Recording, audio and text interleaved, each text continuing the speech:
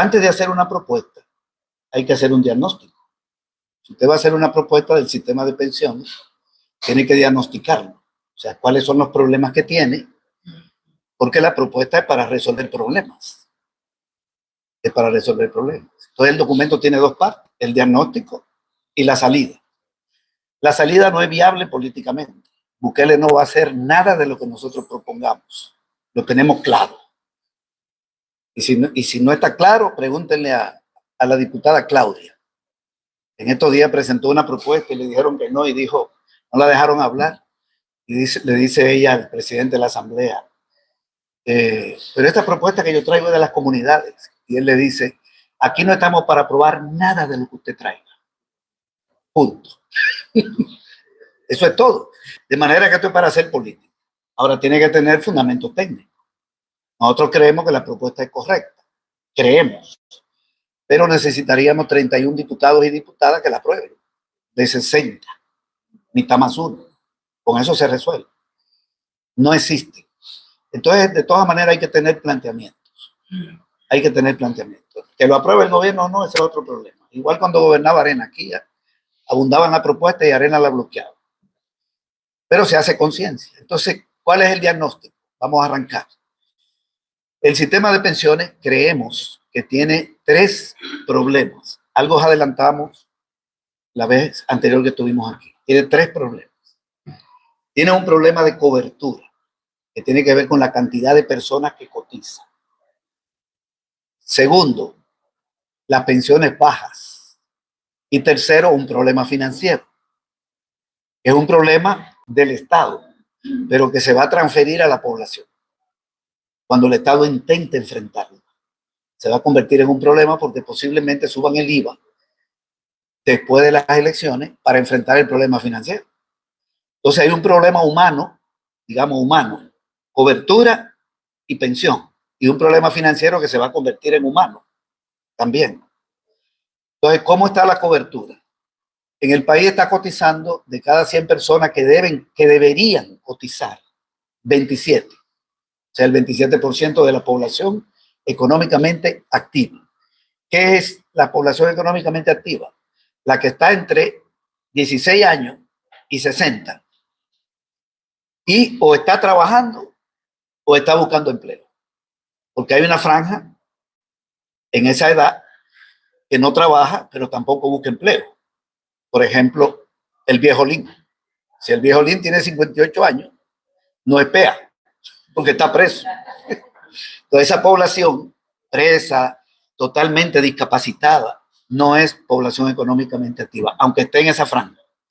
Ok, de esa franja la mayoría trabaja en el país, pero en el sector informal. O sea, la población desocupada de El Salvador es chiquita, es 3%, y la ocupada es 97%. Aquí tiene empleo el 97%, pero el 60% vendiendo en la calle o un micronegocio, el 70%. Y el otro porcentaje, empleo formal. Bien, ¿por qué creemos que es un problema la baja cobertura? Primero, porque la pensión es un derecho humano. Y esa persona que no cotiza no va a tener pensión. Cuando llegue a los 60 años, a los 65, 70, ¿de qué va a vivir si no tiene una pensión? Está excluida, no cotiza, que no es lo mismo que afiliado. Los afiliados son 3,5 millones. Cuando usted saca el DUE, lo afilia, pero no es afiliado. El afiliado no es el que hay que tomar en cuenta, es el que cotiza, el que todos los meses le descuentan de su salario y el patrón pone y cae en el fondo. Ese, el cotizante. Son alrededor de 900,000 los que están cotizando. Casi todo, bueno, casi todo no, 99.8% están cotizando en las AFP. Todavía en el Seguro Social quedan como 800 personas, 700. En el antiguo sistema público. El IMPER ya lo cerraron, que ahí se acabaron. Bien, entonces hay otro problema, y es que de ese 27 hay un 17 que no se va a pensionar. O sea que los que van a recibir pensión son un 10. ¿Por qué no se van a pensionar algunos que están cotizando? Porque cuando tengan 60 años o 55 las mujeres, van a tener 5 años cotizados, 7 años cotizados, 8 años cotizados. No van a cumplir las dos condiciones, que son 25 años cotizados y 60 de edad. o 55 de edad. Eso está demostrado, totalmente demostrado. Abundan los estudios. El último que yo revisé fue el de la Funda Ungo y está claro. Eso se llama densidad de la cotización.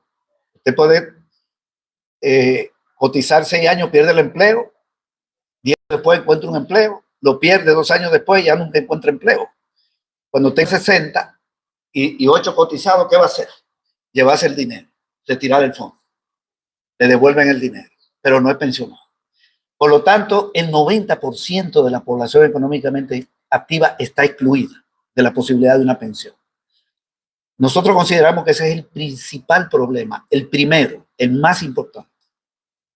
El segundo es las bajas pensiones. Entonces voy a dar algunos datos sobre esto. La pensión mínima, según la ley, está en $304. Están mintiendo cuando dicen que es 400. Eso es falso.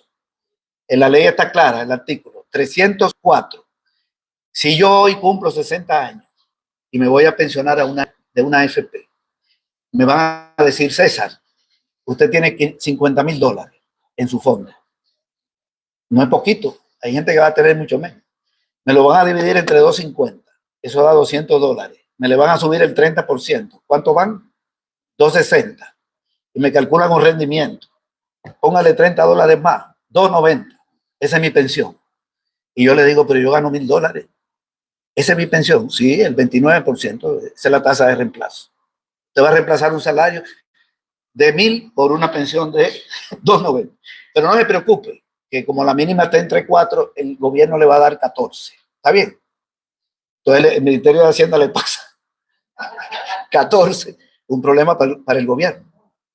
Y miren que el dato que le estoy dando es $50,000, es mucho dinero. Hay gente que lo que tiene ahí son 25,000, 30,000. Estoy hablando de un salario, con perdón. Sí, sí. O sea que le da el cálculo de la pensión, ¿no? Ajá. O sea, no sacamos los fondos porque inmediatamente nos sube la pensión mínima. Sí, porque la mínima. Primero le hacen el cálculo. Si me salió 305, ya. Salí, el gobierno no me da nada. ¿Está bien? Si me salieron 303, el gobierno me da $1. O sea, porque la mínima está en 3,4. Ok. El salario promedio de quienes cotizan es $700. Por 700. Para esa población, la pensión no pasa de $210, $215. No pasa. De manera que hay un problema para el Ministerio de Hacienda. Aquí hay un problema, porque la ley establece que es la mínima. Y eso Hacienda tiene que poner ese dinero. El salario promedio es ese. La pensión promedio de hombres está en $406. Y el salario mínimo de comercio y servicio está en 4,8. Pensión promedio. Y la pensión promedio de mujeres, $373. 373. Son menores, porque las mujeres se jubilan antes, cotizan menos. Mejor dicho, tienen peores salarios. Y para colmo, el periodo de maternidad los patrones no ponen. Es un desastre. Donde un hombre gana $100, la mujer gana en el mismo puesto 84. O sea que si yo gano $1,000 como contador, la mujer que está al lado mío haciendo el mismo trabajo en una empresa grande, que tiene 20 contadores, a ella le dan 840. Ese es el promedio. Estoy hablando, no estoy diciendo que tiene que ser así en todas las empresas, pero el promedio nacional. Ok, entonces, esas son las pensiones que tenemos. Claro, aquí hay gente con pensión de $6,000. Sí, lo sabemos, pero esa es otra cosa. Eso es. Y no estamos hablando de la Fuerza Armada, que a eso sí le va bien. Ustedes tienen un sistema, trabajan 50 años, nada más. Deberían trabajar 80 porque los militares son fuertes. se jubilan a los 50, pero ese es otro sistema que le va a listo. Bueno, el tercer problema, este es el de la pensión baja. Eso tiene causa. Yo no me estoy metiendo mucho en la causa porque no tengo tiempo. Ya sabemos que la baja cobertura tiene que ver con la informalidad laboral, pero no solo con eso. Y la baja pensión tiene que ver con que tenemos un país con bajos salarios, pero también porque cuando se privatizó este sistema, esta administración modificaron la forma de cálculo. Antes a usted le salía el 70% de su último salario, cuando usted cotizaba en el Seguro Social y en el INPE, porque le sacaban el salario promedio de 3 años, el salario base regulador, y sobre eso le daban hasta un 70%, y si trabajaba más, le daban un poco más. O sea, aquí había un reemplazo de $1,000 por 650, por 700, por 800, dependiendo. Ok, claro, la gente no era que ganaba $1,000. Estoy hablando el reemplazo. El reemplazo era mejor. Y hay otro problema con los rendimientos, las pensiones. Los rendimientos estaban en 13%. Prestaban el dinero de ustedes a 13% en el año 2000. Vino la dolarización. La tasa de interés cayó a 6. A 6. Y cuando vino el fideicomiso que aprobó el gobierno de Arena, y entró en el 7, 5.75 más la Libor, que estaba en 5.25 más 0.75 daba 6. Luego cayó a 3. En este momento los rendimientos andan, o sea, el dinero de ustedes lo prestan en promedio más o menos como a 4.80. Cuando el Estado pide un préstamo, el último bono que vendió el gobierno lo vendió a 12. 12% está pagando este gobierno por bonos. Y por el dinero de ustedes, si ustedes cotizan, el gobierno dice que va a pagar 7 el año que viene. No está pagando desde el 23, pero dice que va a pagar 7. Bueno, entonces hay un problema de baja pensión. El otro problema es el financiero. El financiero es el más sencillo. Las AFP tienen 16.000 millones de dólares. Estoy dando un dato del estudio actuarial. Yo sé que son más, porque no incluye el año 2025. Pero bueno, no tenemos un dato más actualizado. Debe haber subido. 16.000 millones, más o menos. Ese es el fondo. Y ese fondo es 2 cuentas. La cuenta individual que ustedes tienen y una que le llaman solidaria. 60% la individual y la otra es solidaria. Cuando le vayan a calcular la pensión, le pagan la pensión de la individual. Cuando se le acabe 15 años, agarran de aquí. ¿Está bien? Y esta le dura como 5. Vivió 20. Se le acabó, entonces le dan la mínima. Ahí entra Hacienda. Pero ese dinero está prestado al gobierno, el 70%. En enero ya agarraron de los fondos de pensión 92 millones. Les prestaron las AFP. Ya está el dato. Y en febrero deben haber agarrado, ellos agarran 47 por mes. Pero cuando hay meses, el gobierno hace algunas cosas, por ejemplo, como el adelanto del aguinaldo, sube a 100. Y ahora fue la quincena. Lo agarraron de ahí. La quincena 25, que viola la ley, porque las AFP le pueden prestar, compran certificado de obligación, le entregan dinero, pero es para que el gobierno haga 3 cosas. Que pague la pensión de 80.000 jubilados del Seguro Social y del INPE, que pague el complemento de la mínima, que pague la mínima al que se le acabó la mínima, si se le acabó, y un complemento a los octavos. Digamos, 4 cosas. No se puede agarrar para que el gobierno pague salario. Eso no es eso es para compromisos previsionales. Y hay un economista, me da ganas de dar su nombre, lo voy a dar, Carlos se llama, que fue presidente de... Ese tipo me llegó a decir, ¿pero qué tiene de malo que haga eso? Porque hay que resolver, el gobierno no tiene dinero. O sea, que viole la ley. Sí, no, sabemos que está violando la ley. ¿Qué importa? No importa. ¿Qué quiere? Sube el IVA. Están agarrando dinero para cualquier cosa. El año pasado agarraron casi 800 y en el año anterior 1.000. Y lo que necesitan para todo lo que dije son 400. De manera que aquí se está violando todo. Además no hay límite, porque antes no se podía deber más del 45% de los fondos. Y hoy se debe el 70%. Y hoy se debe el 70%. Y son certificados de obligación. Lo compran, obligado. Ok, entonces, ¿cuál es el riesgo? El estudio actuarial dice que este año la cuenta individual se acaba. Ya se acaba este año, la individual. Y la colectiva, la solidaria, se acaba en el 29. O sea que si no pasa nada, en los próximos años no habrá pensión para los 80.000 del Seguro Social y del INPE. No habrá pensión para los 130.000, 35.000 jubilados de las AFP, incluyendo vejez, invalidez, viudez. Cuando yo dije la pensión mínima, estaba hablando de la de vejez, invalidez total, ¿verdad? La mínima de viudez no es 304. No. Si yo tengo 304 y me muero, a mi compañera le dan el 60%. Y si yo me muero y de mí depende mi papá, que es la de ascendencia, le dan el 80% de mi pensión. O sea, la más alta es la de vejez, 304. Las otras son... Y la de invalidez total también está en 304. Hay otras más chiquitas, la de invalidez parcial, la de viudez y la de ascendencia. Bien, entonces, 3 problemas: cobertura, pensión baja y problema financiero. El problema financiero, para cerrarlo, es que si el gobierno no paga,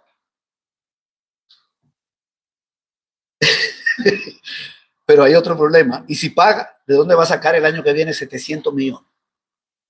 Esa deuda está entre 30 y 50 años, porque los certificados que se vendieron hasta el 22 eran en 30 años, y los que se están vendiendo ahora son de 50, hasta el 17.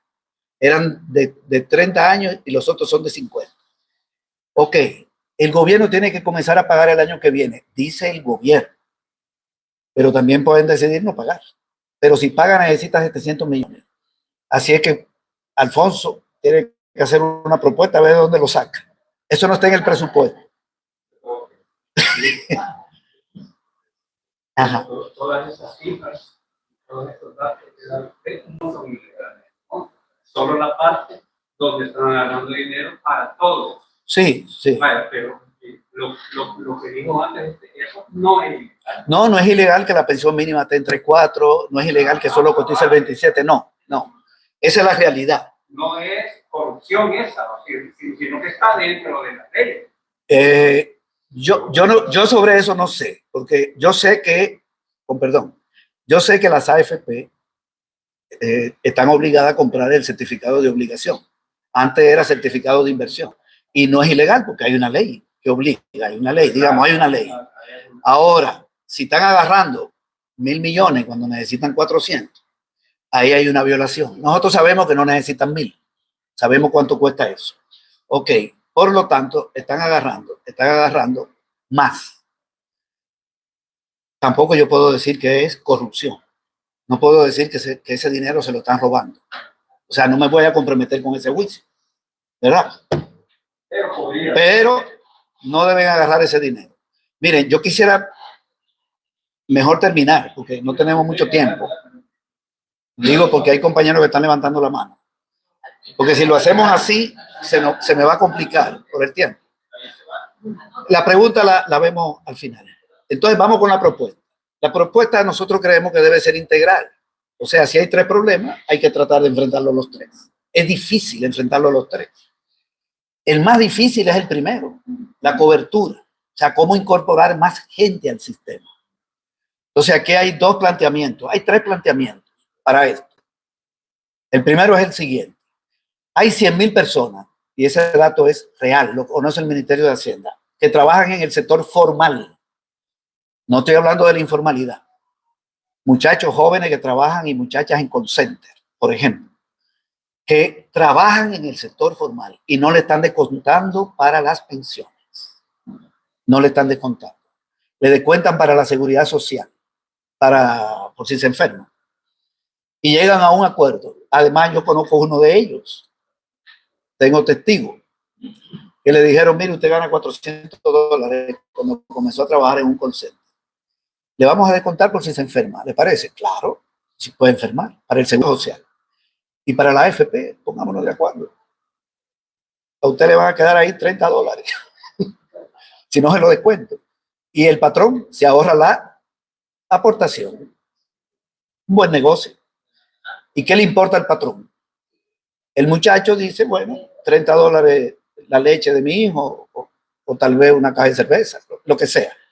Pero él no está pensando que cuando tenga 60, porque no hay cultura previsional. Una persona de 20 años no está pensando en jubilación. Eso es un problema ya del que está llegando ahí, que dice, ¿de qué voy a vivir?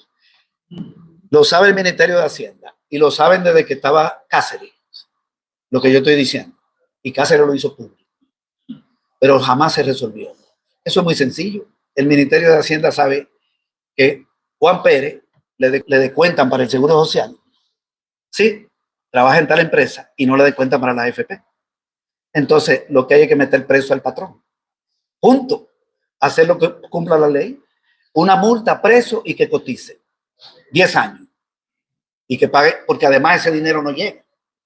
Como no llega, ese dinero no se presta, no contribuye al crecimiento económico, no contribuye a nada. Bien, entonces que se aplique la ley. Eso es muy sencillo. Si hay voluntad política. Ahora, si los empresarios son los jefes del país, incluyendo los que están gobernando, pues se convierte en un problema político. Bien, el otro es cómo incorporar al sector informal. Al sector informal. La gente que está en el sector informal puede cotizar. La ley lo permite. Es decir, si yo vendo en la calle, si yo vendo limón debajo de un semáforo o guineo, yo puedo cotizar, pero tengo que poner 7.25 de mi ingreso y 8.75 como si fuera patrón. Tengo que poner 2 veces para que me den la misma pensión que al compañero que cotiza solo de su salario, porque el patrón pone la aportación. Entonces no hay estímulo. Entonces, ¿qué es lo que proponemos? Bueno, que el Estado haga de patrón, que el Estado busque a gente del sector informal, mujeres microempresarias, muchachas que trabajan en pupusería. Hay que hacer una labor. Son 2.200.000 personas, 2.200.000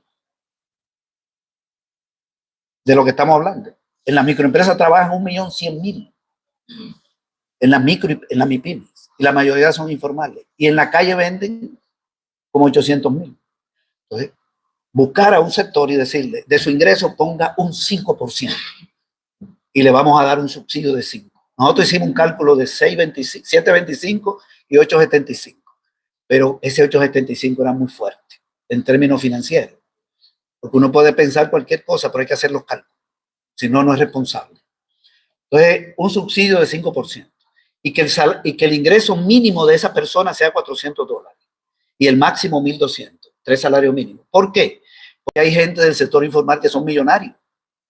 Hay gente que llegan a un mercado y le dicen a una muchacha, aquí hay $2.000, ¿verdad?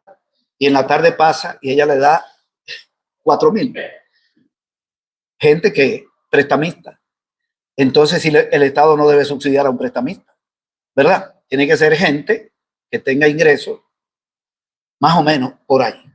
Y calculamos que si se meten con AMIPE en esto, se mete el Ministerio de Economía, se mete Hacienda, se mete la Superintendencia del Sistema Financiero, el Estado, es muy fácil meter gente. Lo complicado es de dónde sacar el dinero, ya vamos a decir de dónde, porque esto va acompañado de una reforma fiscal, la propuesta. Tiene que haber una reforma fiscal. Entonces, se puede incorporar. Calculamos 60.000 personas y 2.000 por año. El cálculo es subestimado, totalmente subestimado. Pero solo con esas 2 medidas, la cobertura crece a 33-34% en el primer año. No está resuelto, pero ya hay un aumento. Y además, como en la parte financiera se propone que el Estado ya no pida prestado ni un centavo y que pague lo que debe, los fondos que se inviertan, pero eso es en la parte financiera, pero lo voy a adelantar porque tiene que ver con la cobertura, que los fondos de pensiones se inviertan en el país para obras de desarrollo. Por ejemplo, la CEL, proyecto de energía solar. Ok, es interesante, energía solar, para poner un ejemplo. Que se le presten a MIPIMES. Las MIPIMES pueden pagar. Las MIPIMES para desarrollar a las micro y pequeñas, las que están formalizadas y que se desarrollen. Y el 63% de los que trabajan en la MIPIMES son mujeres. Ok, al sector agropecuario, para levantar la agricultura. Entonces, esos fondos pueden generar más empleo formal y ahí se amplía la cobertura. Ahí se amplía. Con estos propios fondos. Miren, la banca maneja 20.000 millones de dólares y los fondos de pensiones son 16.000. O sea, están a nivel de casi de la banca. Es muchísimo dinero. Eso invertido bien levanta la economía, pero no para prestarle a Poma y a, ¿verdad? No, para desarrollar los otros sectores. Siempre habrá un gran empresario que también podría tener un préstamo, pero fundamentalmente las empresas públicas para mejorar a ANDA, para que ANDA termine de estar cortando el agua toda la semana, desarrollar sistema de salud, educación, como decía Cabrera, es decir, el desarrollo de la educación, de la salud, del agua, de la energía, obra de infraestructura y a estos sectores, porque hay que democratizar, en este país hay que democratizar el crédito. De cada $100 que los bancos prestan, 80 van a la gran empresa y el 99% de las empresas son MIPYMES, el 99% son MIPYMES. Y así como hay que democratizar el crédito, hay que democratizar el uso de los fondos de pensión. Ok, pero entonces la cobertura sería por ahí. La otra propuesta es que la Superintendencia del Sistema Financiero o el Instituto Salvadoreño de Pensiones, este instituto, haga un estudio. Y lo proponemos porque yo creo que el estudio, hasta donde yo sé, nadie lo ha hecho, para ver cómo se utilizan los fondos de la remesa para contribuir a este tema. Aquí tenemos 40 años escuchando que las remesas se destinan al consumo, que no hay un uso productivo. Todo el mundo lo dice. Ahora yo no he leído ningún documento, es complicado, para que haya un uso productivo. Entonces hay que hacer un estudio porque el 24% de los hogares reciben remesa en el país. El año pasado fueron casi 10.000 millones de dólares. Solo con un 10% de esos fondos que se utilicen para cotizar a un sistema de pensión, esos fondos crecen muchísimo y se amplía la cobertura. Pero no se puede hacer un planteamiento si no hay un estudio. Quien haga un planteamiento sin estudio no es responsable. Está bien, entonces la propuesta es que el Instituto Salvadoreño de Pensiones haga un estudio para ver cómo incorpora al sector a una parte de los hogares que reciben remesa. Ok, para mejorar las pensiones, ¿cuáles son las propuestas? Para mejorar la pensión. Bueno, aquí hay que subir los salarios, pero es una propuesta de salario. Pero por el lado de la pensión, hay que hacer varias cosas. La mínima, subirla de 3.4 a 4.30. ¿Es una pensión digna? No, no es digna, pero es un aumento de 41% y que crezca 4% al año. Mauricio Funes subió la mínima en un 45% y luego vino otro aumento en el año 2021 aprobado por los diputados y diputadas de oposición. El gobierno de Bukele no ha subido el salario de conversión, la pensión mínima. No la ha subido. La subió Funes de 145 a 2.7. Y luego, en el 2020, en diciembre, los diputados del FMLN de Arenas, de oposición, que era mayoría, aprobaron 3.4. Entró en enero. Bukele lo vetó ese aumento y le mataron el veto. Pero ya en mayo del 21 él tenía mayoría y sigue en 3.4. Entonces hay que subirla a 4.30 y con un crecimiento anual de 4. Bien, la mínima, si sube la mínima, una persona que hoy tiene 3.70 le sube a 4.30. Una persona que tiene 4 le sube a 4.30 porque jala el que la tiene en 3.4 y todo el que va de 3.4 a 4.29, ¿verdad? Toda esa franja tiene que subir a un mínimo de 4.30. Es mucha gente, es la mayoría de la gente. El 60% de la pensión está en la mínima, cerca de la mínima. Ok, lo otro, modificar la forma de cálculo de la pensión. Volver a como era antes. Aquí es volver a como era antes. A nosotros nos parece bien. Bien, se va a jubilar una persona. Voy a volver con $1.000. Yo sé que ese es un salario alto, pero lo utilizo porque es una cifra redonda, ¿verdad? Para calcular. Y le dicen, bueno, usted gana $1.000. El salario promedio de los últimos 3 años, usted tiene 3 años ganando $1.000. ¿El promedio cuál es de 3 años? 1.000. O podría ser 900, si ganaba menos. Sobre eso un 70. Esta es la propuesta. Sobre eso un 70. Para que sustituya un salario por un 70%. La tasa de reemplazo pase a ser 70. Así era antes, cuando se calculaba el salario promedio de los últimos 3 años y sobre eso se daba una pensión. Solo que los salarios eran bajos en aquella época. Y obviamente, si usted tiene un salario de 700, el 70% de 700 son 490. O sea, por eso hay que mejorar los salarios. Pero no es lo mismo 490 que 34, ¿verdad? Que le salga de 180, de 180 y que por lástima del gobierno llega a 34. Bien, entonces la forma de cálculo, hacerle una modificación, pero también restablecer la pensión anticipada de vejez, que si un hombre llegó a 60, pero llegó a 35 años cotizado, o una mujer, y no tiene 60 ni 55, que se pueda jubilar. Eso existía antes. Miren, un muchacho que comienza a trabajar a los 18 años, ¿saben cuántos años tiene que trabajar para jubilarse? 42. No son 25, son 42. Porque para usted pensionarse necesita 60 años y 25 cotizados. Cuando tiene 25 cotizados, 18 más 25, ¿cuántos son? 43. Le faltan 17. Y si es una mujer, le faltaría, se jubilaría a los 38. Entonces, que cuando tenga 35 pueda decir, me jubilo. Que tenga la opción de jubilarse. No hasta esa edad. Lo otro es, ese 70% es para el que cotice 25 años y tenga 60. Pero si tiene 26 años cotizado y 60 años de edad, debe dársele el 70 más un punto porcentual, porque cotizó un año más.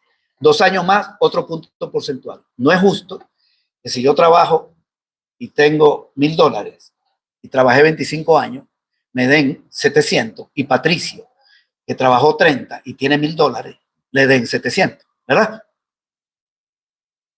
El reemplazo es 700, pero él trabajó 30 y yo 25. Entonces él hay que darle una pensión más alta, porque cotizó más tiempo. Ok, eso está calculado también. Y lo otro es que a las mujeres la incorporen, que los patrones pongan en el tiempo de la maternidad, que haya más dinero en el fondo. Ok, hay un planteamiento también de que esto tiene que ver con la pensión no contributiva. Aquí están dando $50 mensual, ¿verdad? El proyecto que dejó FUNE, adultos mayores de 70 años. Hay una propuesta de que se vaya a 60 años. ¿Por qué mayor de 70? Si la PEA termina en 60.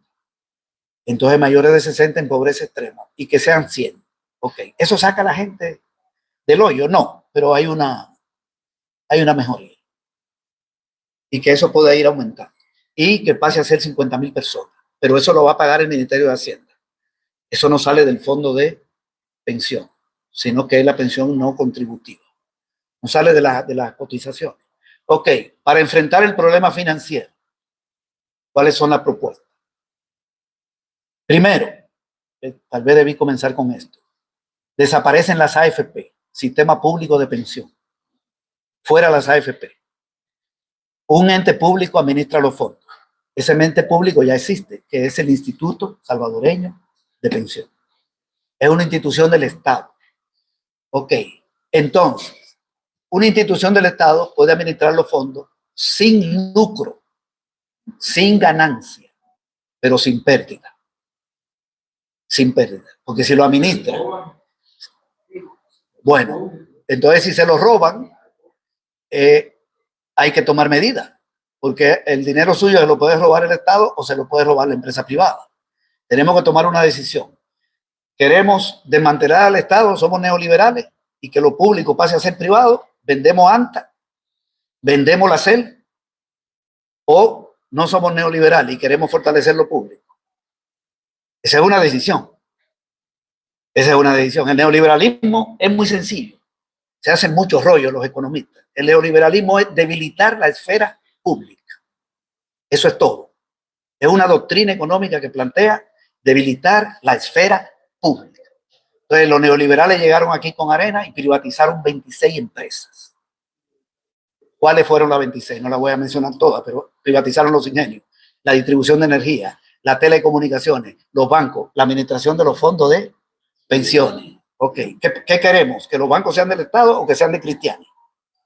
Hay que escoger en esto, porque a veces confundimos el gobierno de turno con el Estado. Si nosotros somos los que estamos gobernando, el Estado no tiene que ser ineficiente. Cristiani dijo, el Estado es ineficiente. ¿Y quién era el jefe de Estado? Él. Y por eso voy a vender Antel. Ajá, el jefe de Estado se declara incapaz de administrar al Estado. Y cuando venden Antel, cayó en manos de nosotros. ¿O en manos de quién? Entonces, nosotros no estamos de acuerdo con debilitar lo público. Y lo otro es liberalizar precios. El Banco Central no fija la tasa de interés. Le quitaron todo. Cuando llegó al frente, aquí hay un error. Voy a aprovechar para decir eso. Los gobiernos del FMLN no fueron neoliberales. No fueron neoliberales. Y no estoy diciendo eso con ningún interés de defender al FMLN. No me interesa.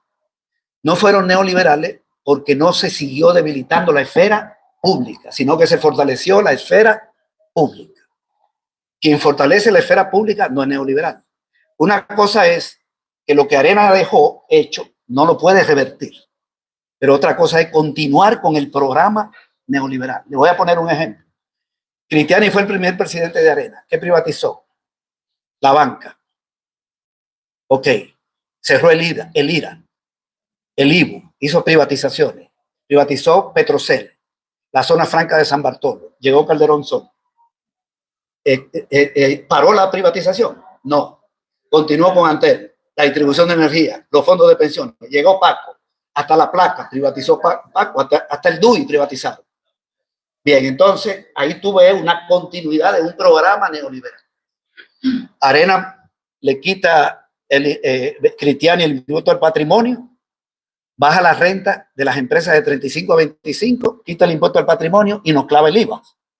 Con 10 llega Calderón, 13 llega Paco, el mismo IVA, verdura, fruta, leche, lácteo, y pone y llega Saca. Fovial, ¿quién lo paga? Fosalud, ¿quién lo paga? Ok, es reforma tributaria regresiva. Dejarle a lo que tiene y quitarle a lo que no tiene. Y así fueron uno tras otro. Cuando el frente llega, Mauricio Funes no privatizó empresas. Mauricio Funes, el gobierno de Funes, se creó Bandesal. Un neoliberal no crea un banco. Un neoliberal vende un banco público. Perdónenme que me estoy saliendo del tema, pero esto es importante porque hay una tendencia a odiar lo público. O sea, los pueblos, por eso el neoliberalismo tiene fuerza, porque la gente no quiere lo público. Los pueblos quieren que el gobierno le dé seguridad, ¿verdad? Si tiene problemas de salud, quiere que el Estado le resuelva. Pero cuando se va a privatizar algo, la mayoría de la gente está de acuerdo, porque hay una concepción de que el Estado es mal administrador. Y todos los días están quebrando miles de empresas en el mundo, todos los días. Y cuando quiebran los bancos aquí, como ¿te acuerdas? Incepro, el otro, Credit Club, ¿quién los rescata? El Estado, el Banco Central. Ahora quebró esta cooperativa. Esto es una empresa privada. La saquearon las alcaldías de lo que, ok, no, y no pagan. Entonces ahora, ¿a quién le reclaman? Al Estado. Al Estado. Pero no queremos al Estado. Pero es una contradicción en la que vivimos. Entonces nosotros no estamos pensando en que el gobierno actual es el de Bukele, sino fortalecer la esfera pública. Es decir, un instituto público que ya existe. Podría haber sido el INPE si el INPE existiera, por ejemplo, pero ya no existe el INPE. Que administre y bajo la siguiente condición. La comisión que cobran las AFP hoy es así, mire, es así. Lo voy a decir porque, para no ser muy técnico en esto. Si usted le descuentan de su salario y el patrón pone la aportación y caen $100 en un mes en la AFP, digamos 100, entre la cotización y la aportación, la AFP agarra de ahí 6.25.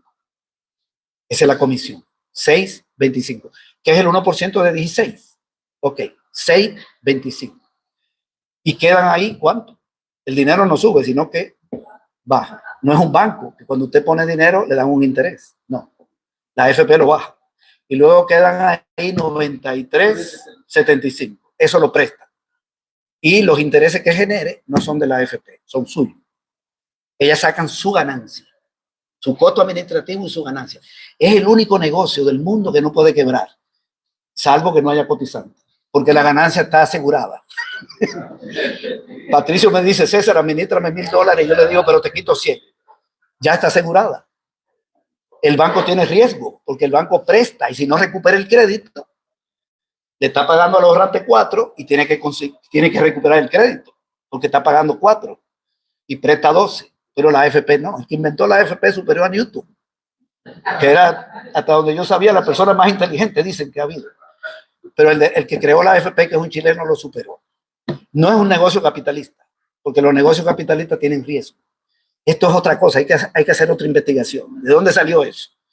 Entonces, es una pensada increíble. La ganancia ya la tengo y queda el dinero. Y a mí qué me importa el dinero que queda. A mí qué me importa. Se lo presto al gobierno y si no lo paga, no me importa.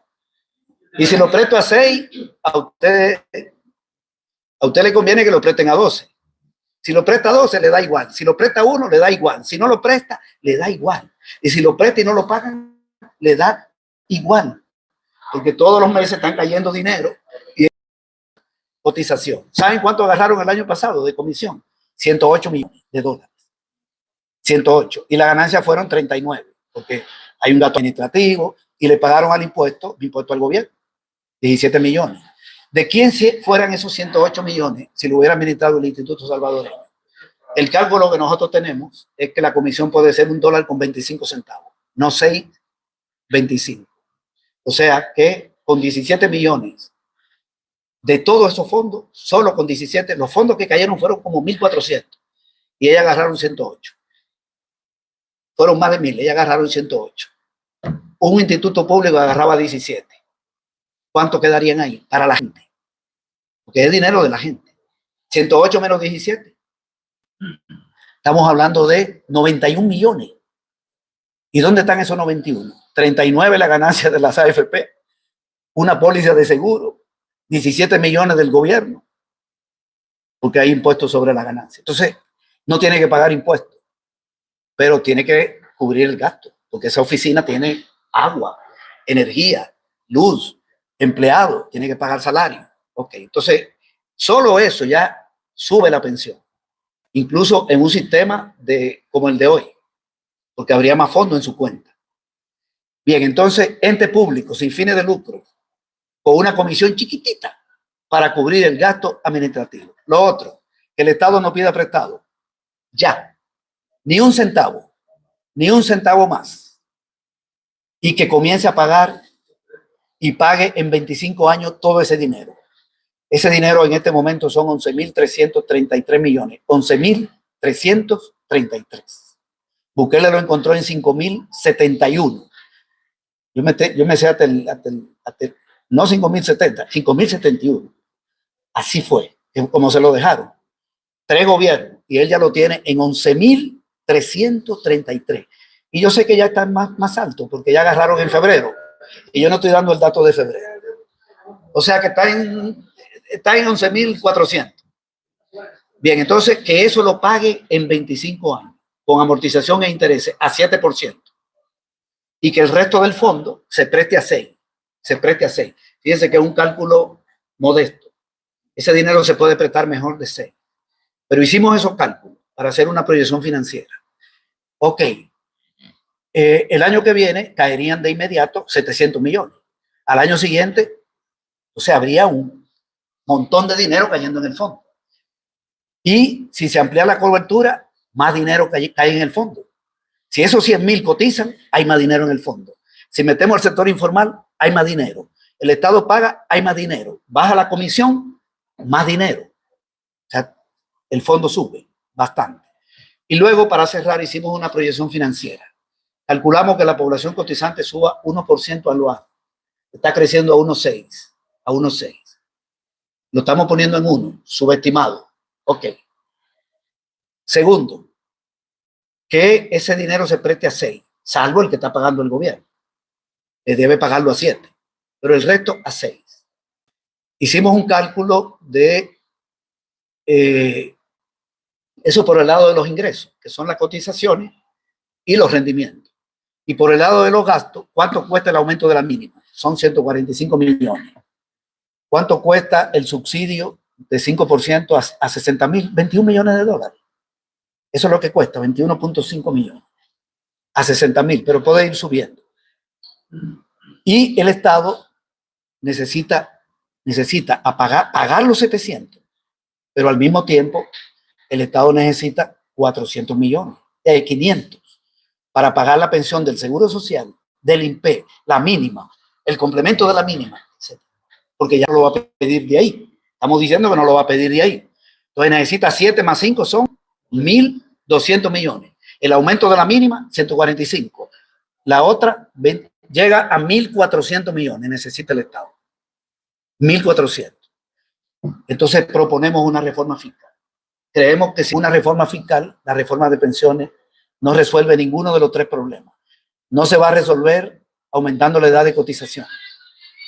Nosotros sabemos cuánta gente se jubila al año, son 6,000.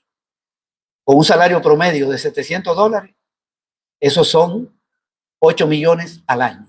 En 5 años son 40 millones. O sea, ¿para qué decir que 30,000 personas no se jubilan en 5 años? Si lo que va a significar son 40 millones que quedan ahí. Eso lo agarra el gobierno en un mes. Está agarrando 40 y pico en un mes. O sea, eso no resuelve el problema financiero. Por lo tanto, no tocamos esos parámetros, ni subir la edad, ni que la gente cotice más, ni siquiera la aportación patronal. No la tocamos. Entonces, en una proyección financiera hasta el año 2075, con una serie de supuestos, un crecimiento de la población cotizante, esto, y los gastos, que son estos que hemos puesto, y hay que pagar más pensión, porque la pensión mejora, etcétera. A nosotros nos da que el fondo es rentable hasta el año 75. Nos tira una curva de ingresos. Los ingresos es muy sencillo. Mucha gente cree que este tema es como complejo. ¿De dónde salen los ingresos de los fondos de pensión? De la cotización y de los rendimientos cuando presta. Son dos ingresos. Y los gastos. El costo administrativo, la comisión y el pago de pensión. Eso es toda la ciencia. Es más complejo administrar una pupusería. Mucho más complejo. Cae dinero y se presta y sube con los intereses. Y de ahí agarramos y de ahí pagamos pensión. Eso es todo. Y entonces hacemos un cálculo de cuánto va creciendo el pago de pensión de acuerdo a la gente que se jubila, que son 6,000 por año, cuántos se están jubilando por vejez, por invalidez. Por cierto, la de viudez es tremenda, como el 80% son de mujeres. O sea, la muerte de hombre aquí es. Bien, entonces, como anda metido en todos los problemas, incluyendo los accidentes de tránsito, entonces nos da que en 75 años la curva va bien, pero luego se juntan las dos curvas y se necesita una reforma. En 75 años no, de aquí al 2075, ¿cuántos años son? Más o menos 50 años. En 50 años hay que juntarse de nuevo a hacer una reforma. Otra vez, porque hay un problema en el fondo. Pero ese es el planteamiento que se ha elaborado y que queríamos compartirle. Yo el documento se lo dejé ahí, que está completo, y una hojita. Ok, con esto cierro. Vamos a hacer un ejercicio. La ley dice que usted cotiza el 16% de su último salario, perdón, de su salario mensual. Eso es lo que dice la ley. La distribución según la ley es que del 16%, 9 va a su cuenta individual. Entonces vamos a hacer un escenario. Lo vamos a hacer en base a salario mínimo. El $408 por el 9% son $36.72 al mes. Si multiplica por 12 le llegan 440 a su cuenta individual, ¿verdad? Si eso lo multiplica por 25, son $11,016 que llegan a su cuenta individual solo de la aportación, más la rentabilidad que está al 4.74, ¿verdad? Está teniendo, digamos, una tasa de ahorro entre 12,000 en términos de dinero a 15,000. ¿Cuánto creen que tuvo que haber ganado esta persona para llegar a 50,000? Casi el triple. ¿Ya? ¿Y quiénes ganan el triple del salario mínimo en El Salvador? Ni el 10%. ¿Ya? Ok, esa es una realidad. Pero aquí tenemos la otra, vamos a ver. Muy bien. Aquí está la otra, ya vamos a ver. Para que se hagan una idea, este es el problema sustancial que le está sucediendo más que todo a los grupos etarios jóvenes, ¿verdad? Yo me acuerdo que la experiencia que tuvimos en el 2017, César es testigo de eso porque trabajamos una propuesta. Este cuadrito es el meollo del principal problema para los que están entre 18, 20, 30 y 40 años al 2026. Lo que voy a decir a continuación es para ellos.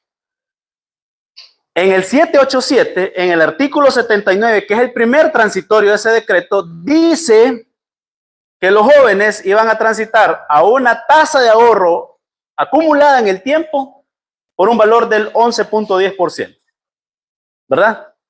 Y que la CGS iba a tener una reducción en el tiempo de las aportaciones. Hasta ahí suena bien, ¿vea? ¿Cuál es el problema? Que en el 2022 derogan, extrañamente, no sé cuál fue la razón por la que la derogaron, esa disposición de ley, ¿vea? Y reducen la tasa de ahorro del 11.10 al 9%, matemática básica. A 11.10 le quitamos 9, ¿cuánto nos queda? 2.10. Multiplícala por 25. 52.5. Ese es el valor que ha perdido cada cuenta individual de los jóvenes en el sistema de pensiones salvadoreño. Por eso, cuando alguien salga a decirle, no, a mí eso no me interesa, está completamente equivocado, sobre todo si es joven. ¿Sabe por qué? Porque el joven, sobre todo los que andan enrolando ahorita en los centros educativos, tarde o temprano van a buscar trabajo. ¿O no es así? ¿Qué creen que va a pasar? Yo fui gerente de recursos humanos y lo primero que uno hace en el proceso de selección y contratación, cuando ya la persona ha pasado los filtros, las entrevistas, las pruebas, ya está sentado enfrente de uno, empieza con los documentos. ¿Verdad? Hay unos que piden exámenes, pero hay uno que piden siempre y es la tarjeta de la AFP. ¿Por qué? Porque la persona va a entrar a planilla y va a tener un descuento. Entonces, ese joven que dice que no le interesa el sistema de pensiones, aquí está la realidad a la que entra. Eso se llama juegos de hambre, ¿verdad? Ok, sigamos. Por si no me cree, aquí está ya un ejercicio con dinero real. César nos explicó la proporción en términos de porcentaje de qué se agarra. Aquí lo voy a explicar ya con dinero, ¿verdad? Interesante, ¿no? Siempre el escenario con salario mínimo. Tenemos $408, el salario, ingreso base cotización es salario de una persona trabajadora, salario mínimo. Esta persona trabajadora destina $36 a su cuenta individual mes a mes, anualmente hace 440. Como tiene una rentabilidad del 4%, esto es lo que gana en un año, ¿verdad? Cuando se divide, mensualmente está ganando $1.47. Como esa comisión está al 1%, perdón, en la cuenta de garantía solidaria está al 6%, de la aportación salarial del trabajador, el gobierno se agarra $24 mensualmente. ¿Quién gana y quién pierde? Vamos al otro escenario, ¿verdad? Y es con el escenario trabajador versus AFP. Lo mismo, ¿verdad? Ganancia mensual para el trabajador, ganancia mensual para la AFP. Las cosas están más que claras, ¿no? Ok.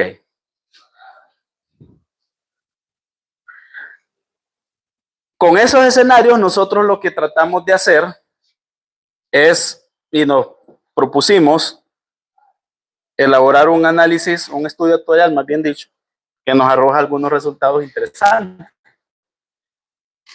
Creo que está de más decir que el sistema necesita esos ajustes, pero la propuesta nuestra desde la mesa parte desde una connotación de sistema mixto.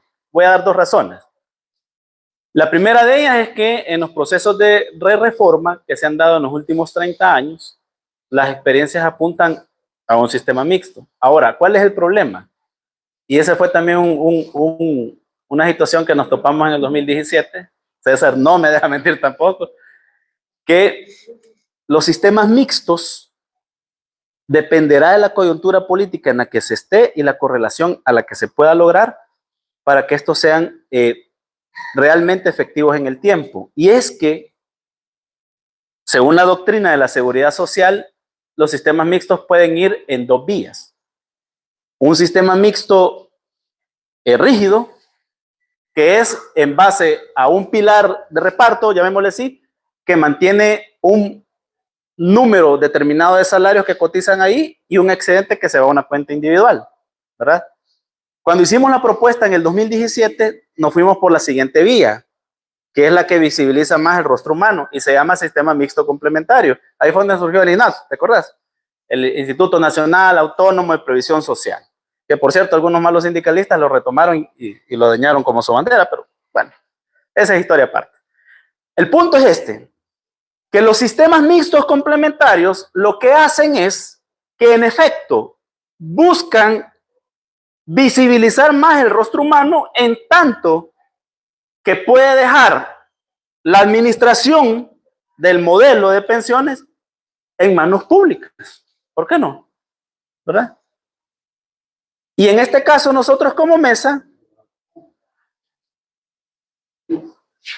proponemos un sistema mixto que cumpla los siguientes objetivos. Mejorar el monto de la pensión de las actuales y futuras generaciones de pensionados. Establecer una equidad en la fórmula de cálculo. Reducir el déficit previsional. Y por supuesto contribuir, ¿verdad?, al ahorro de la hacienda. Entonces ese es el muñeco que nosotros hemos diseñado. En primer lugar, no establecemos límites salariales, sino que lo hacemos en base a proporción de porcentajes o la distribución de porcentajes de la cotización actual. Lo primero que hacemos, y si ustedes se fijan, es no aumentar la cotización, ¿verdad? Porque ahí está en base al 16% del porcentaje de cotización actual, no se modifica al alza. Evitamos la primer paramétrica, que es parte del paquete que muy probablemente venga de parte del gobierno, ¿verdad? Porque necesitan recursos lo más inmediatamente para frenar el tema del estancamiento que tienen en términos de endeudamiento. Bien, ¿qué hacemos? Una redistribución que determine que del 16% el pilar solidario, que lo puede administrar perfectamente el ISP, tome el 13.20 y el ahorro individual se vaya al 2%.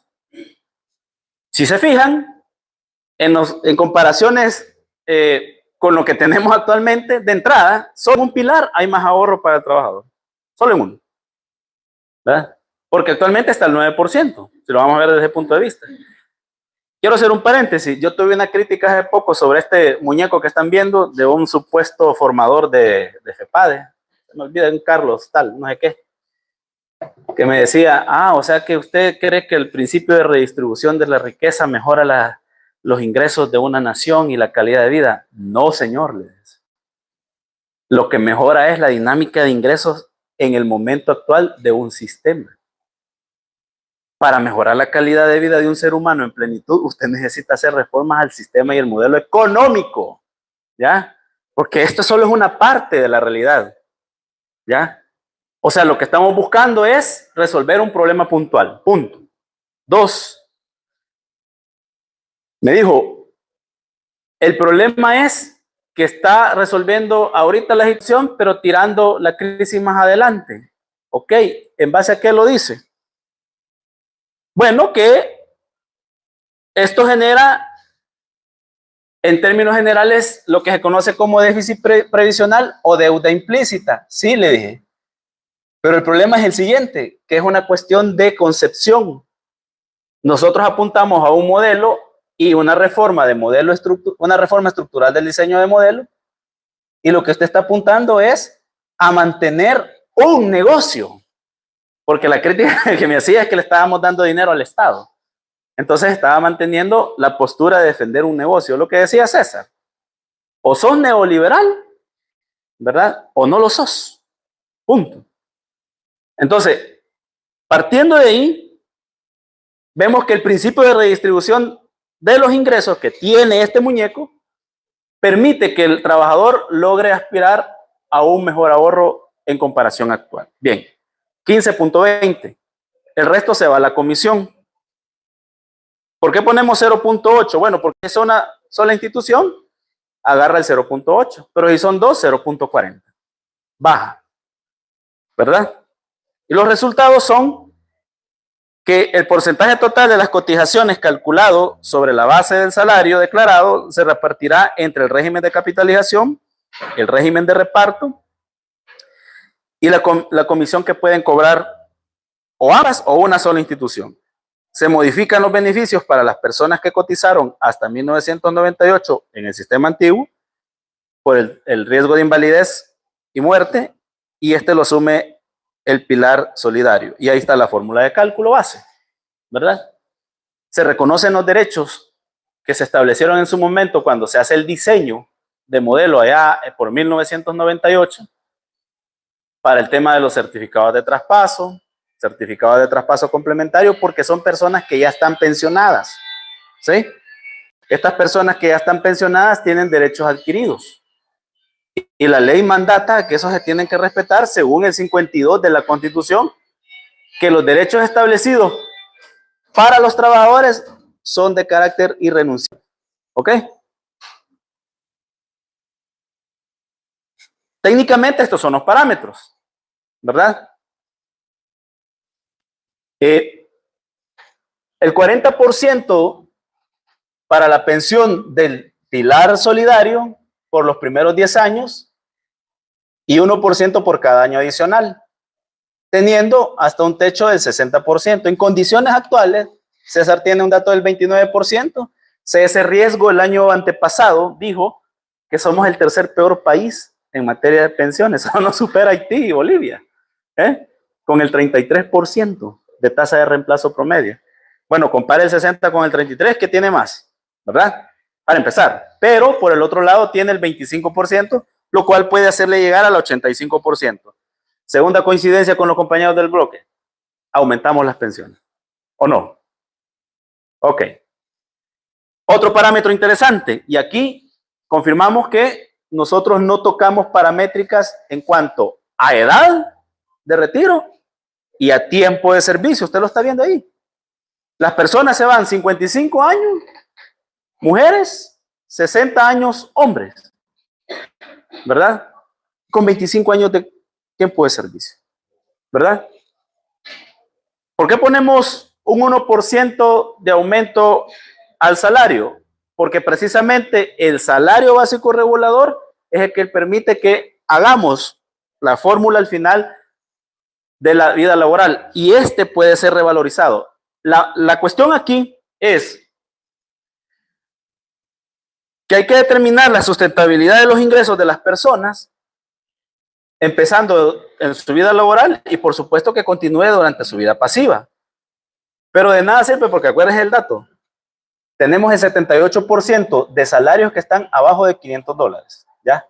Hay que buscar una forma de plantear una revalorización de los salarios en edad activa, que eso es importante para mejorar la calidad de lo que se aspira en un momento determinado a la hora de un cálculo de pensión. Bien, el SBR que nosotros proponemos es de los 10 años últimos, el promedio. ¿Puede ser mejorado? Sí. Y nos parece muy bien lo que los compañeros del BRP proponen en cuanto al SBR de los últimos 36 meses, ¿verdad? De una u otra forma, como pueden ver ustedes, la pensión mejora con los parámetros propuestos. Y esto es lo que nos da, en términos de los ingresos para los próximos 15 años, que arroja el estudio actual nuestro, ¿verdad? Si ustedes pueden ver, hay un superávit en los primeros 15, ¿verdad? Por las condiciones en el flujo o el manejo de flujo que va teniendo los ingresos del sistema. No le haga mucho caso a eso porque se va a trabar. Aquí está el tema del ahorro, ¿verdad? Eso permite que en el tiempo la propuesta de la mesa genere un ahorro de $5,000 millones. Ahorita está el déficit en 16,000. Esos son los datos que tenemos, ¿verdad? Probablemente ha subido un poco más, probablemente. Pero eso es una cuestión de que basta que liberen la información, porque está bajo candado, ¿verdad? Pero una vez la liberan, yo estoy más que seguro que el déficit no sobrepasa el déficit actual de los 21,000, 22,000 millones. ¿Saben por qué? Porque ellos se han recetado una permuta de 4 años, ¿verdad? Entonces esa permuta de 4 años o famoso canje de deuda que hicieron, a ellos les ha representado un ahorro cercano a los 3,000 millones, como 2,600 millones, ¿verdad? Entonces baja el déficit, quieras o no. El problema es que nos meten a nosotros en déficit puntual, ¿verdad? Porque esos 2,600 millones cuando usted hace el análisis y lo convierte a cuenta individual, le da como resultado una pérdida de valor cercana a los $3,000 por cuenta individual. Así está la cosa. Aparte del 52.5% que ha perdido en el tiempo cada cuenta individual. Y aquí, como puede ver usted, están los resultados ya por montos de pensión en escenarios comparativos, ¿verdad? Por ejemplo, aquí no vemos el tema de la pensión mínima en este escenario porque de entrada, si la pensión mínima ahorita está en 304.17 y nosotros proponemos una pensión mínima de 408 o de $400, es un aumento sustancial. Solo lo hacemos en base a lo que nos arroja los escenarios actuariales por salario. Por ejemplo, veamos el caso, lo que decía César. Ahorita alguien que va con $1,000 a tramitar su pensión, le tocan 400. Ojo con lo que voy a decir. Esos 400 pesos que usted ve ahí es para las personas que no sacaron el anticipo, ¿verdad? Eso hay que tenerlo bien claro. O sea, los que no fueron sinvergüenza según una diputada, ¿verdad? Porque así dijo, ¿o no? Dijo, ustedes son sinvergüenzas, tío, los que sacaron el anticipo. Pero bien, si esta persona sacó el anticipo, le tocan 304.17. Así de fácil. Pero bien, este es el escenario actual. Veamos a esa misma persona con la propuesta que nosotros hacemos. Le tocan 645, equivalente a 66%. O sea, mejora su pensión, ¿verdad? Y así sucesivamente van todos los salarios. Para que vean cómo se va repitiendo la tasa de reemplazo a la baja. 43, 47, 41, 29, 38 y ahí va para abajo. Mira. En cambio aquí va subiendo. Se mantiene en promedio 60, 70, 69, 72%. Sustancialmente, miren, la gente aquí lo que le interesa es esto. Hay que ser honesto. ¿Cuánto me toca de pensión a mí? ¿Verdad? Claro, técnicamente nosotros podemos hacer un esbozo muy bonito y todo, ¿verdad? Pero la gente lo que le interesa es, mire, de 1,000 pesos, ¿cuánto me van a dar? ¿Ya? La respuesta que la gente que me aborda a mí todos los días, yo le doy es, le tocan 304.17. Así. ¿Sacó el anticipo? Le pregunto yo. Ah, sí, me dice. 304.17. ¿No sacó el anticipo? 400 pesos. Con una propuesta de la mesa, le tocan cerca de $700. Con la del BRP, $700 base para arriba. Así, ¿verdad? Ok. Para que se entienda más precisamente este embrollo, nosotros hemos preparado a ver, ok. Este pequeño documento que resume la propuesta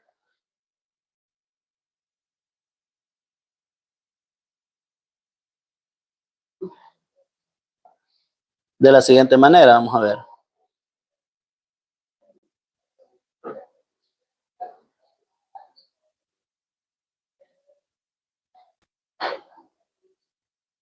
Va, miren. Primero mejora el monto de pensiones, ¿verdad? ¿Por qué? Porque en el sistema mixto lo que se hace es una garantía de dos aportes, pilar solidario y pilar de ahorro individual, de lo cual surgen dos cálculos de pensión en favor del cotizante. Perdón. No lo estoy proyectando. Vamos a ver, perdón.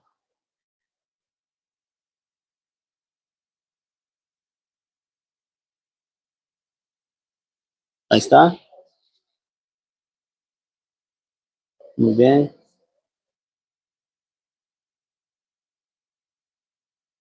Ahí está. ¿Se ve, verdad? Ok. Va. 10 puntos resumen esta propuesta. Lo primero, que mejora el monto de pensión, ¿verdad? O sea que hay más ingresos para que las personas puedan cubrir al menos su canasta básica elemental. En segundo lugar, obviamente se reduce el déficit, como ustedes pueden ver. Hay un ahorro de 5,000 millones más o menos, ¿verdad? Y esto permite que exista un poco más de certeza y menos ansiedad a la hora de administrar el sistema. Este documento ustedes pueden acceder libremente, ¿verdad? Solo nos escriben para los que están en el grupo de WhatsApp, ¿verdad? Ahí está, ya está subido el documento, y para los que no, pueden escribirnos a las redes de la mesa. Muy bien. En tercer lugar, hay un superávit de los flujos financieros que están llegando, ¿verdad? Esto permite de que el país pueda cumplir algunos compromisos, ¿verdad? Sin necesidad de endeudar el sistema de pensiones. En cuarto lugar, y esto es importante, fíjense cómo están las cosas. Ahorita la cuenta de garantía solidaria, que se supone se crea en el 2017 para sufragar gastos que el Estado tenía y compensar un poco esa deuda en términos financieros que venía arrastrando desde el 98, con aporte de todo, pero de cuenta de garantía solidaria, ha sufrido una transformación y se ha vuelto más amorfa. Y hoy por hoy la cuenta de garantía solidaria, compañeros y compañeras, no es más que un emisor de deuda. Esa es la realidad. Porque de las CGS es donde ha salido todo lo que es el déficit actual que tiene el sistema, que ya vimos que está comprometido alrededor del 70% del total del patrimonio que ha llegado en dinero al sistema. Entonces, reconfigurar la cuenta de garantía solidaria para convertirla en un pilar solidario del sistema mixto que se propone, lo que hace en efecto es frenar la emisión de deuda que el gobierno tiene, porque esa es, al final de cuentas, el germen que está teniendo el sistema ahorita, y convertir la cuenta de garantía solidaria como alguien que reconoce derechos, porque de ahí sale un cálculo de pensión para el trabajador. Eso es lo que permite. En pocas palabras, pasar de la ansiedad a la certeza de que al final tienes un cálculo de pensión, como mínimo del 60%. Que esto es algo que nosotros hemos hecho la crítica últimamente. Hasta este día también está bajo llave quiénes son con nombre y apellido los que han asumido esta póliza, porque la reforma del 2022 le quita esa carga a la AFP. Tanto es así que la AFP está feliz, como bien lo dijo César. 39 millones de utilidad neta, eso es increíble. Es más, César nos hace una pregunta y nos dice, ¿y este qué es? ¿Es un modelo capitalista? ¿Es neoliberal? Hablando de la empresa AFP, ¿qué es? Hay una respuesta. Y esa la dio el maestro Joseph Stiglitz, Premio Nobel de Economía del año 2001. Si no me cree, búsquelo, googlee. Se llama estafa técnica legalizada. Esos son las AFP hoy por hoy. Sí, así se llama. Stiglitz así dice. Las AFP son una estafa técnica, dice el maestro Stiglitz. ¿Cuántos saben quién es Joseph Stiglitz? Premio Nobel de Economía año 2001. Es más, no sé si él será de izquierda, no lo sé. El punto es que siempre estuvo dentro de lo que es la Fed, el gabinete económico de los Clinton, y parece que estuvo con Obama, y también estuvo dentro de lo que es los órganos de decisión del Banco Mundial. Pero una de las tesis importantes que él tiene, de hecho él habla, en todo caso, dice él, a lo mucho que podrían aspirar algunos sistemas previsionales a una AFP pública, pero habla de una administración pública del sistema. Es Stiglitz. Y él es el que califica las AFP como estafa técnica legalizada. Ese es el dilema, la respuesta al dilema de César, ¿verdad? ¿Qué es? Es una estafa técnica legalizada, porque está en la ley. Ya lo vimos, el artículo 16. El 52% de la pérdida de valor está en la ley. ¿Ya? Los $3,000 que ha perdido cada cuenta individual por el canje de la deuda está en la ley. ¿Y en dónde, licenciado? Artículo 11 del decreto 616. Dicho sea de paso, les voy a dar otro dato. La configuración del modelo administrativo actual es tan amorfo que ese decreto de que estoy mencionándoles le quita la administración técnicamente a la AFP y se la pasa al ISP. ¿Por qué? Porque el artículo 2 de ese decreto 616 dice que entre enero y abril del primer año de la reforma, la AFP tenía que haberle hecho el traspaso de todos sus activos y pasivos al Consejo Administrativo del ISP. Bueno, y qué chistoso es, ¿verdad? Que cuando viene el equipo técnico del FMI, se enteran de dos cosas. Una, ¿por qué la emisión de COP está bajo reserva? Si ese es dinero nuestro, que tendría que estar publicado hacia dónde va cada uno de los destinos. Y lo otro es por qué de los otrora multifondos que tenía la AFP colocados en el exterior, y esta información pública, lo que estoy diciendo, tanto es así que Berkeley dijo en su informe que este es un manejo de opacidad financiera, ¿verdad? Así dijo Berkeley. La AFP coloca 780 millones en 3 años. Allá, fuera, ¿verdad?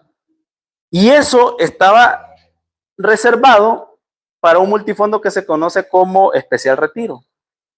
Porque esa plata es la que sirve en su momento determinado de una reserva al momento de que haya un colapso, por ejemplo, y ese año no se deje de pagar pensión. Pues resulta que con la última reforma obligan a la AFP a traer ese pisto para colocarlo en el Estado. Qué bonito, ¿verdad? Muy interesante. Y eso lo dijo Berkeley. Tanto es así que obligaron al fulano inquilino en casa presidencial a salir diciendo, la vieja conocida, los muchachos de Berkeley, lo que pasa es que son financiados por Jorgito, dijo. Así dijo. O sea, George Soros. Pero Berkeley dijo, esto es opacidad financiera. Ok, sigamos. Reconfigurás eso, asumís la responsabilidad para que esos derechos no dejen de ser reconocidos y le garantizás pensiones a las personas. La fórmula de cálculo. Ese mamotreto que vieron ahí que la mesa propone, ¿verdad? Se resume así, ¿verdad? Que este es otro elemento interesante, fíjense, muy interesante.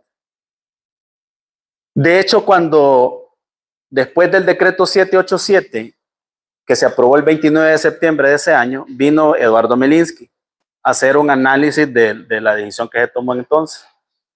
Y Eduardo Melinsky le dio, entre otras cosas, la razón a ciertos individuos que estábamos metidos en ese proceso de reforma. En un momento determinado, yo dije dos cosas.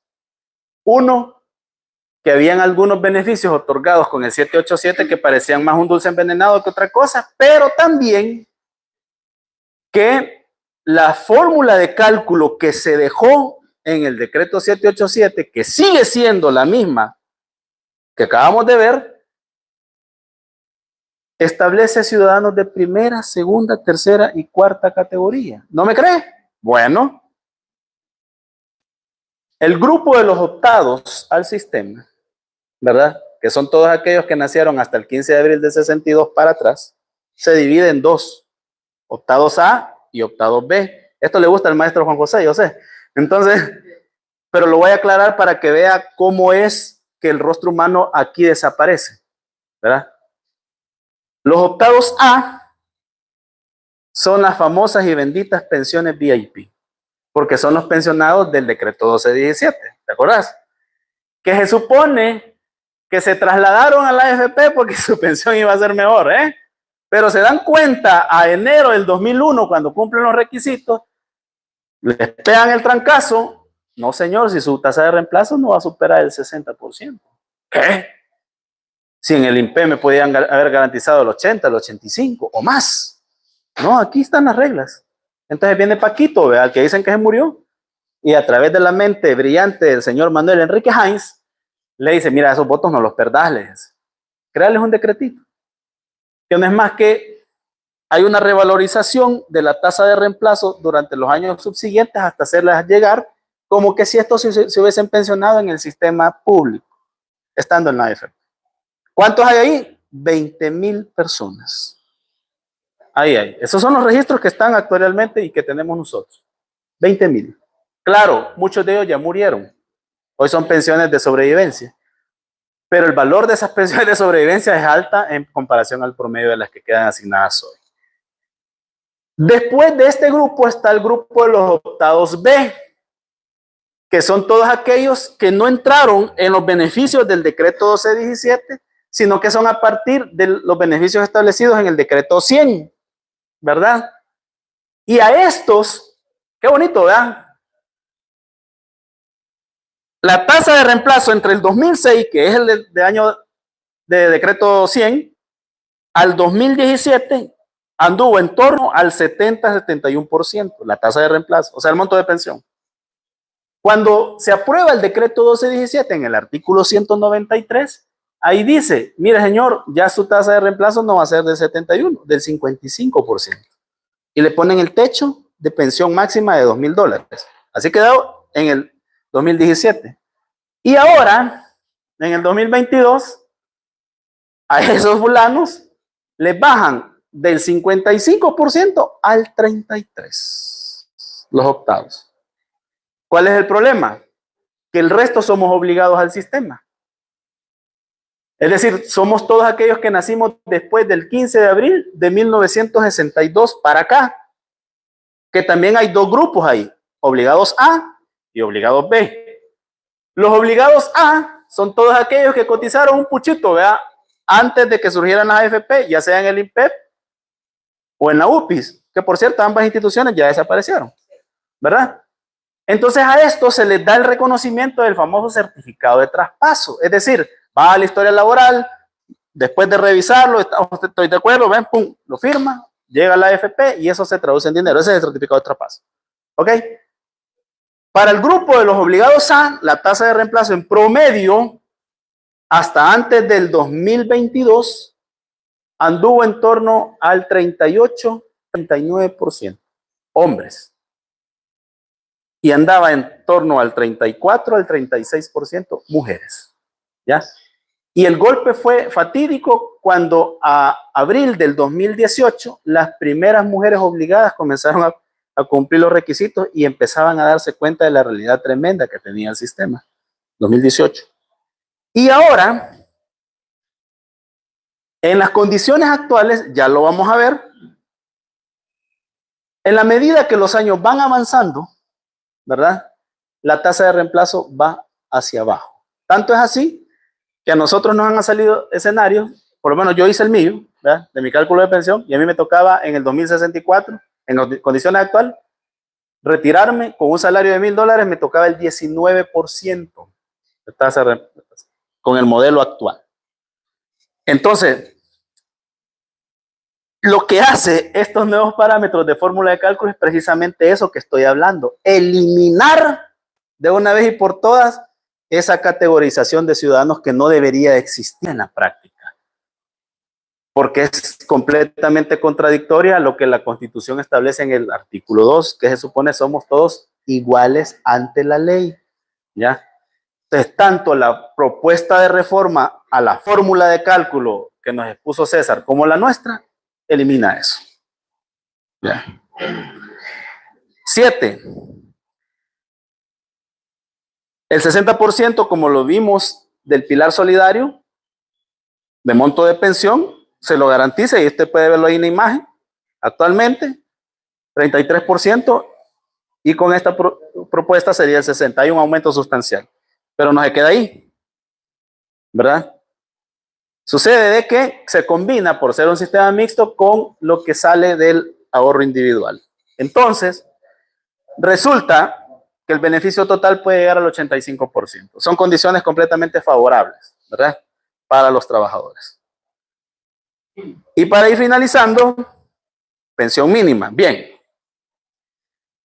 Una cosa que sí también es sustancial aclarar en esta parte es que por regla debería estar establecido, así como por ejemplo tenemos algunas reglas un poco claras con el aumento del salario mínimo, César. Bueno, César ha sido uno de los que ha batallado mucho en el consejo del aumento del salario mínimo, que ahí se dicen unas tonteras por parte de los empresarios, que no, que si usted le aumenta al salario, baja la productividad. No, que si usted le aumenta el salario mínimo, aumenta la inflación. No, si es que el problema no es ese. La misma ley dice que el aumento del salario mínimo está en base al costo de vida, ¿ya? Y el costo de vida no va a distinguir si usted vive en Cantón Tabloncito o en la colonia Escalón. Costo de vida es parejo. El IVA igual, ¿ya? Se aplica al campesino como que se aplica al de la zona urbana. Igual la pensión mínima. La pensión mínima debería de subir en proporción a cómo sube el salario mínimo. Eso debería ser lo justo, lo legal y por supuesto lo correcto, ¿ya? Entonces por eso nosotros hacemos una propuesta de un aumento a $400 en base a la pensión mínima actual, es cerca del 40-41% más o menos. Teniendo un salario mínimo de 408, estamos hablando de una tasa de reemplazo superior al 90%, ¿verdad? Ok. Y unos datos interesantes. La pensión mínima ahorita, así como está, de acuerdo al costo de vida, apenas logra cubrir lo de los alimentos. Tanto es así que alguien que gana 304.17 de pensión mínima tiene que invertir $250 para comer. Ojo, ¿cuánto le sobra? ¿Verdad? Ahí dice. Y esos son datos oficiales, ¿verdad? ¿Verdad? Eso está según la Superintendencia del Sistema Financiero, el monto de la pensión, ¿verdad? Y esto es el costo de vida de la canasta básica alimentaria al mes de enero de este año, ¿verdad? Solo le sobran más o menos como 53 pesos. Ya. Si usted aumenta a 400, tiene un poquito más de margen. Claro, no soluciona la situación, porque déjenme decirles que el salario mínimo en el país realmente debería ser no menos de $900. O un poco más, algo así va a ser. Un poquito más de $900. Por ende, la pensión mínima, pues. Porque hoy la canasta básica no solo se reduce a los 23 alimentos que tenemos, que dicho sea de paso, estamos rezagados en comparación a Centroamérica, somos el último, ¿verdad? Nicaragua hace poco que nos superaba por un producto y ya lo subió como a 12 productos más. Guatemala también. Ok, y nosotros seguimos manteniendo los productos de la canasta básica de 1958.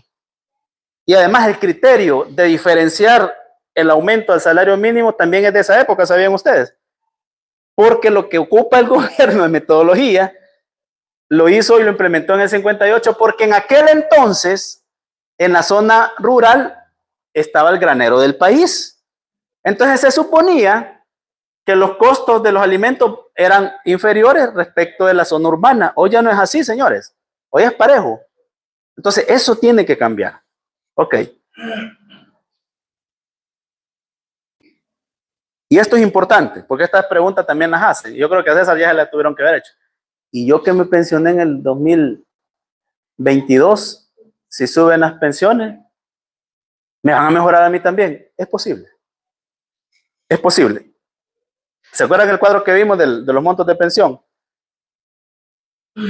Es posible hacer el ajuste del porcentaje pendiente que le queda al pensionado vigente al porcentaje de piso mínimo o techo que está en la propuesta. Es posible. ¿Ya? Sobran 5.000 millones. Es posible. ¿Verdad? Ok. ¿Se entiende lo que estoy diciendo? Vale. Ok. Bien. Sigamos. Volvamos a la presentación. Ya casi termino.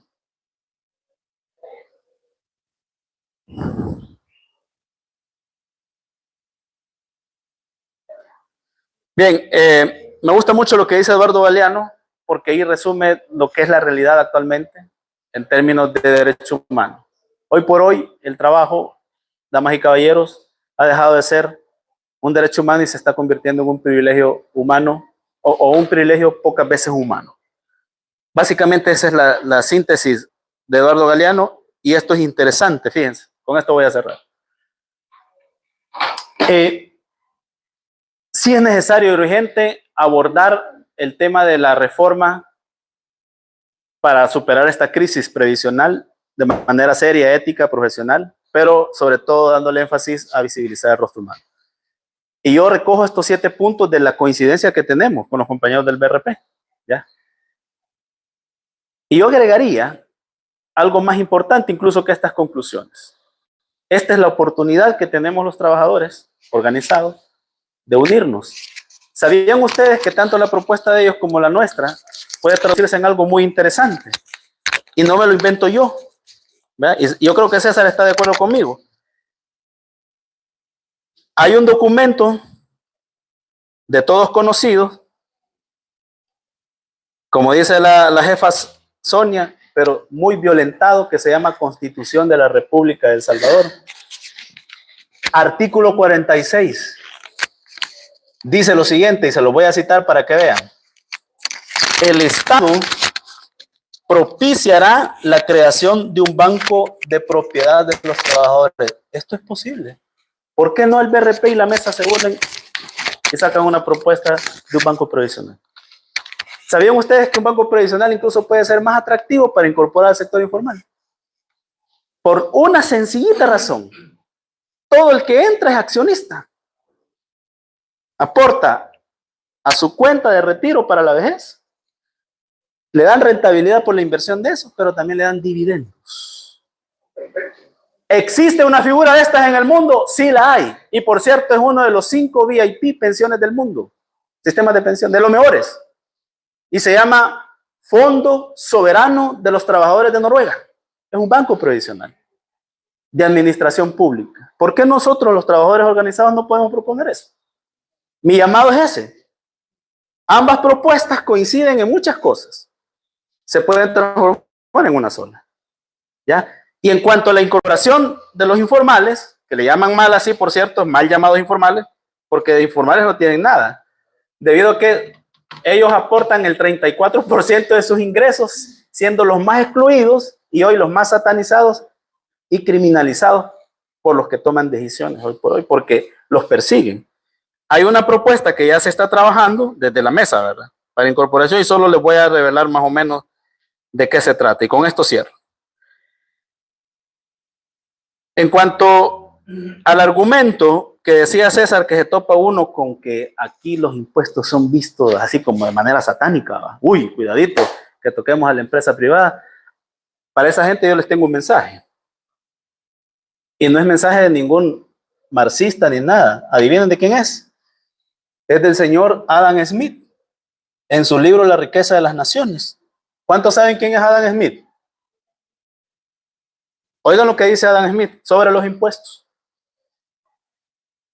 Los impuestos deben ser justos, predecibles, convenientes y eficientes. Hay máximas fundamentales y se establecen en 4 premisas. Equidad, proporcional al ingreso, impuesto al patrimonio. Lo que decía César. No afecta lo que es la dinámica de los precios en el mercado si usted le pone impuestos al ingreso por patrimonio que tienen estas 110, 120, 130 personas. 2, certeza. No deben de ser arbitrarios. Una propuesta de impuestos progresiva no es arbitraria. 3, debe de facilitar comodidades que sean fáciles de pagar. 4, aporte sustancial al mejoramiento de la economía, cuyo coste de recaudación puede ser alto, pero a la vez justo. Adam Smith, señoras y señores. Increíble, ¿no? Pero cierto. Ahí está. Libro de la riqueza de las naciones. Ahí lo puede encontrar. Y no es de izquierda, ¿verdad? Repito eso por si salen ahí algunos bayuncos diciendo de que nosotros queremos. Entonces, en base a eso y lo que decía César, la propuesta de la mesa desde el análisis o el resultado actuarial que nosotros hacemos es la siguiente. Y fíjense cómo la matemática es tan bendita que coinciden los números. César hablaba de 100,000 más o menos en un primer año, nosotros también. Solo que nosotros establecemos que durante 5 años puede ser posible la incorporación de 540,000 personas que están en el sector mal llamado informal. Si usted divide 540,000 entre 5 le da 180,000. Cuadran los números, ¿verdad? Y esto puede ser posible a través única y exclusivamente, para que usted proponga, lo dijo César, debe tener un diagnóstico, ¿cierto? ¿O no es así? Entonces, para que el sector mal llamado informal pueda ser incorporado, hay que hacer un diagnóstico de ellos. Y la clave en esto, ¿verdad? César también lo conoce porque lo trabajamos en el 2017, se llama categorizar al sector informal. Hay que categorizarlo. La única forma de categorizarlo es a través de un censo que saque indicadores específicos dentro del sector informal, y hay 3 categorías que se pueden establecer para en el inmediato plazo poder incorporarlas.